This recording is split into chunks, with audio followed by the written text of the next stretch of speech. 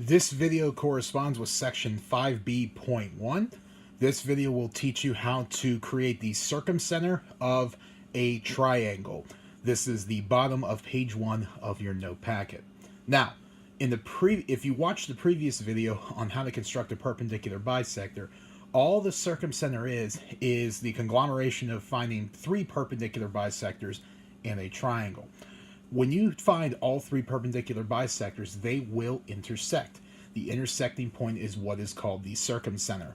This allows you to put a circle around the outside of a triangle, which can be used in different geometric things. The circumcenter can be located inside the triangle, on the triangle, or outside. So there isn't a specific point in which you will find it. It just depends on the structure of the triangle itself. So, again, what we're going to use here are all the steps that I previously discussed about how to find a perpendicular bisector. So I will walk those through as we find the 3 perpendicular bisectors of this triangle. So let's start with AB. Okay, let's pretend the other sides don't exist here for a minute. If I just want to find the perpendicular bisector of side AB, we're going to repeat the steps from the perpendicular bisector video. Put your compass, put the point of the compass on one of the endpoints, so I'll put it here at A. Make sure the compass is at least halfway across the line. So we're going to go ahead and draw that arc. Keep your compass the same width, and we'll go ahead and do the same thing from point B.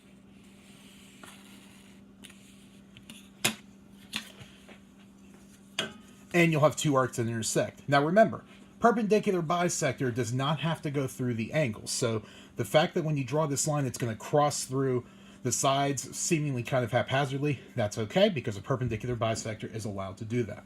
So we're going to go ahead, again, take your ruler, line it up as nice as you possibly can. And we're going to go ahead and draw a straight line through it. Okay. So that would be the perpendicular bisector of side AB. Now, you could go ahead and mark in the right angle box. You can mark in the fact that these 2 pieces, these 2 smaller segments are congruent. If you want to do that, that's fine.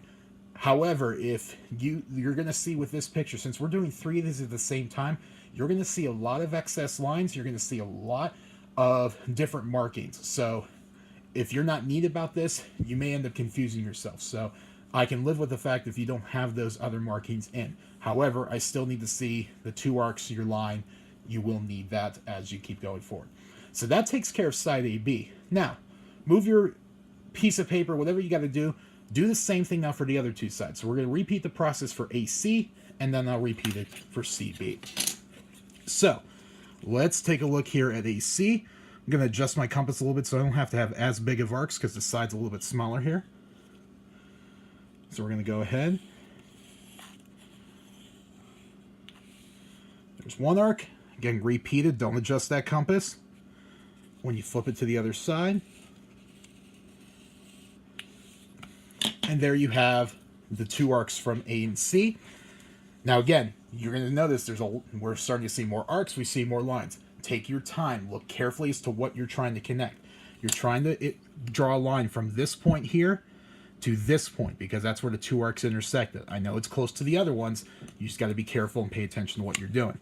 So we're going to go ahead again. We're going to line these up the best that we can.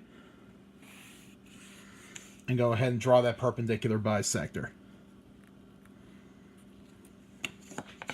Now, last but not least, we're going to go ahead and draw the perpendicular bisector for CB. If you do this accurately enough, you'll see that all 3 lines should intersect at the same spot, because ultimately that's what we're trying to do here. If you have, there will be some human error in this, so it may not be 100% on the dot, but they should be awfully close to each other. If you have 3 lines that don't intersect anywhere near each other, that means you messed something up. So go back. You want to probably start all over again, erase it from scratch. But in this case, so far we've got 2. Let's see if we can get the 3rd to line up. So go ahead and go from CB here. So I'm going to go ahead and line this up. So again, I'm going to just start from C. And then I'm going to go ahead and go from B.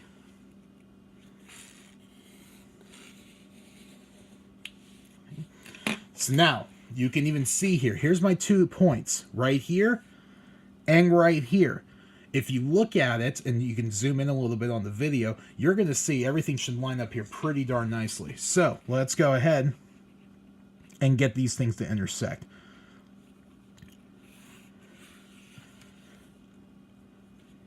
So I draw my line through.